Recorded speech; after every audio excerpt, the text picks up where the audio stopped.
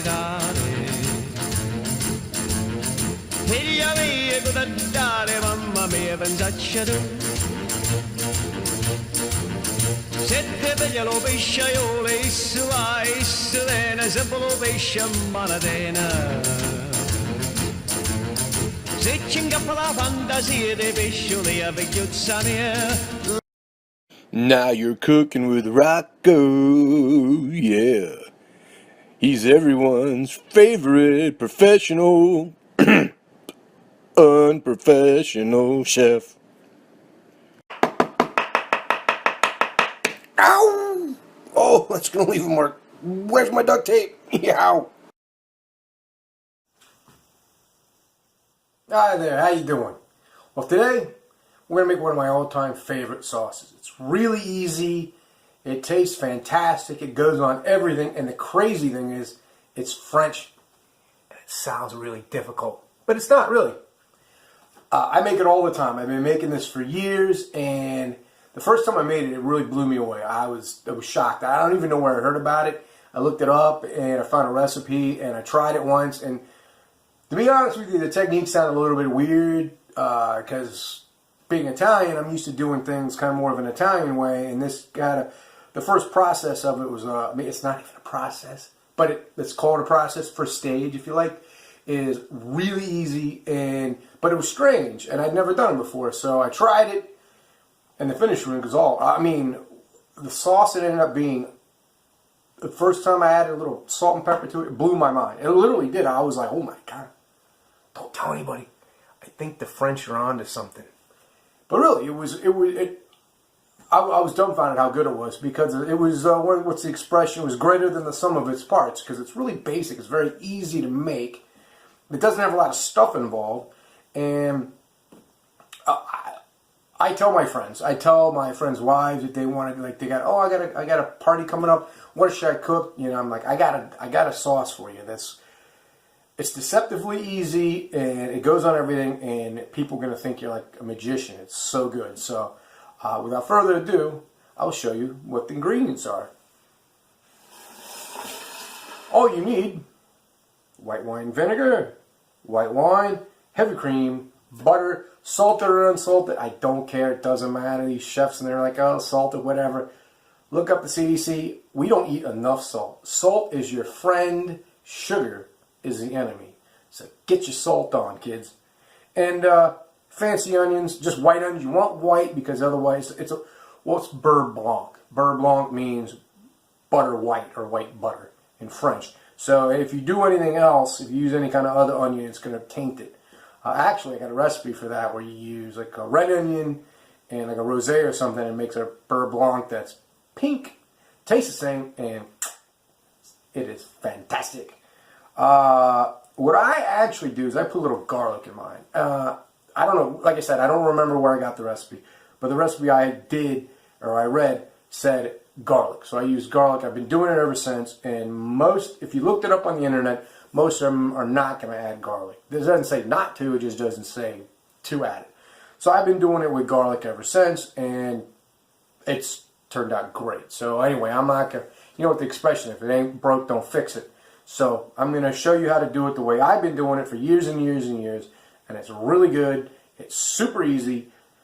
I mean, really, it's about as difficult as making mac and cheese, or like a fancier mac and cheese. It's dead simple, and it's going to blow people away. And they're going to think, you're like, well, how did you go to school for that? How do you know how to make that?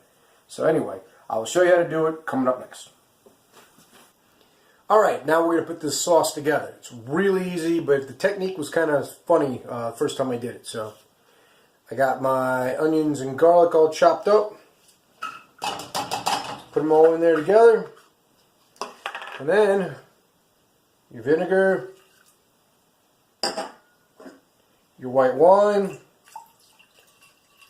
The chefs always say, use a decent white wine. I think the reason they say that is, it's worth drinking. But basically, that's it. Put it all in there. Oh, yeah. I like to put my cracked pepper in. I got one of these one-handed jobs. Doesn't work that great, but whatever. And then, you just put some heat on it.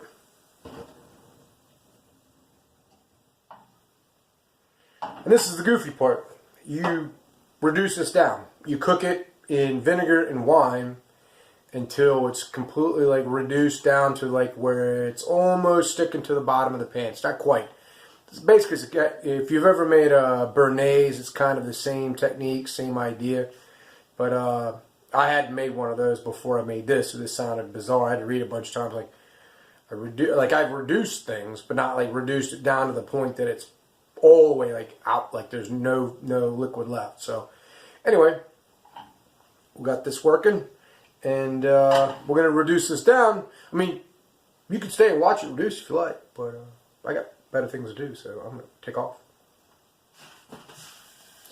Now our onions and our garlic and our white wine and white vinegar and a little bit of cracked pepper is reduced down. You can see that it's almost no moisture, and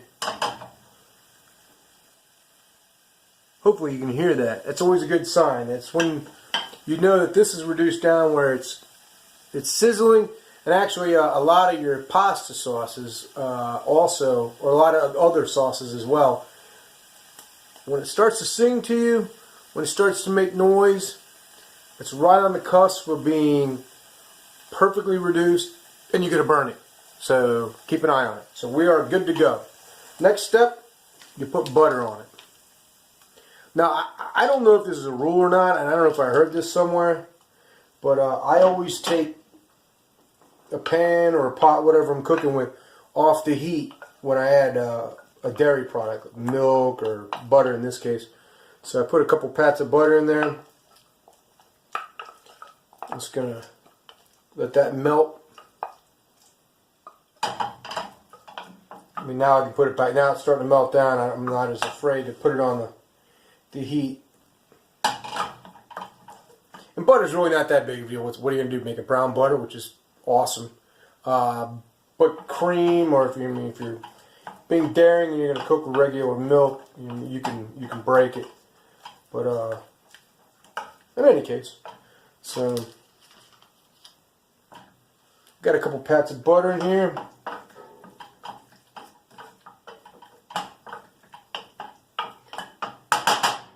So at this point, I got about a third of this stick. It's starting to melt down nice. And then again, this is where some recipes kind of differ from what I'm used to. A lot of them use just a little bit of cream just to make maybe quantity. I don't know. Where they use a lot more butter. I'm going to put more butter in it, but at this point, I like to put some cream. Again, take it off the heat.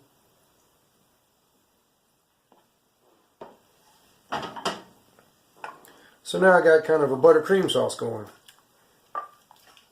And once I see that, once I see there's butter and there's cream and everything's kind of together in a sauce like this, I know that I'm not in any danger of like the cream breaking or it's going to curdle or anything like that, because it's just simply not. There's too much butter fat in there, and it's starting to take on the color and consistency that I like. So I'll add a little more butter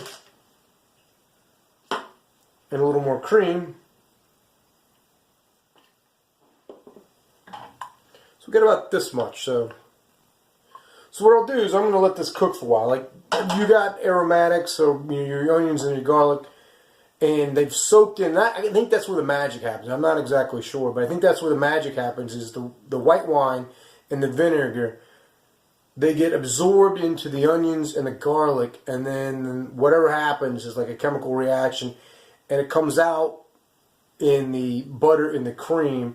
And that's why I like to cook it slow and low with all the ingredients together, because ultimately what we're going to do is we're going to strain all this so it's a nice, smooth, easy cream sauce. So I'm going to let this cook for a little while, and if you could smell this, it's unbelievable already. We're not even finished with it. So anyway, I'm going to give this a couple minutes, maybe 15-20 minutes, and I'll show you how to finish it. Okay, our sauce is almost finished. The way I can tell that is, again, you got to listen for it. It'll call out to you like, "I'm almost finished." And you can see the kind of bubbles. See, you can see bubbles all the way across, not just the edges, like when something's just boiling around the edges, all the way through. So right now, it is about as reduced as I want to get it. So at this point, it's time to strain. You want to take all the solids out of it and just put the finishing touches. So you're almost home. So I'll show you how to do that, and you'll be amazed how good it tastes. It's pretty impressive. And like I said, it's like almost like making a mac and cheese sauce.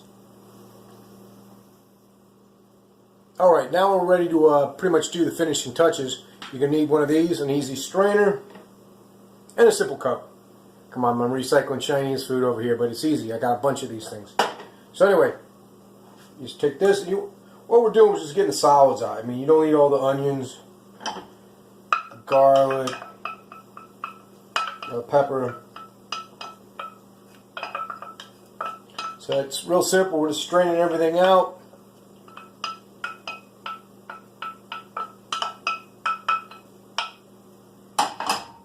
You want to run it across the spoon here to get everything out.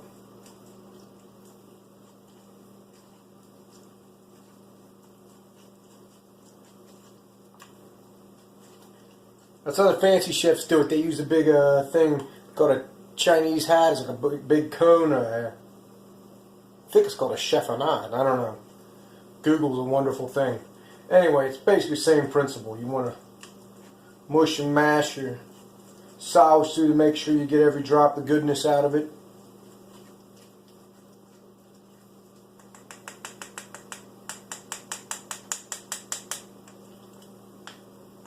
If you want to be ultra refined, you can rinse your pot out, but I'm not really worried about it. So we got about this much sauce. I'll put it back in here. Just keep it warm.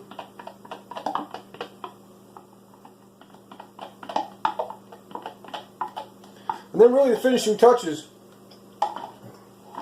That's good. Really the finishing touches after that is a little bit of salt to taste. You see, and the salt really kind of brings up the flavor. It's nice to finishing kind of the final song really when you're making this sauce. So anyway, that's basically how you make a Beurre Blanc, at least the way that I do it. And I can show you how to plate it up, kind of give you an idea. I don't have any food to put it on yet, but anyway, I can give you, an idea of like how you ladle it on or how you make a little design. I'll do that next. But really after this, taste it and you'll be amazed. You're like, wow, he's right. That really is unbelievable already. And there's no salt in it at all. Not a bit of salt. Put a little salt in there. It's really going to pop. And you'll be all good to go. So anyway, if you're going to quit here, this is a Beurre Blanc. And I'll show you the next step if you want to get fancy with your decoration. So thanks for watching.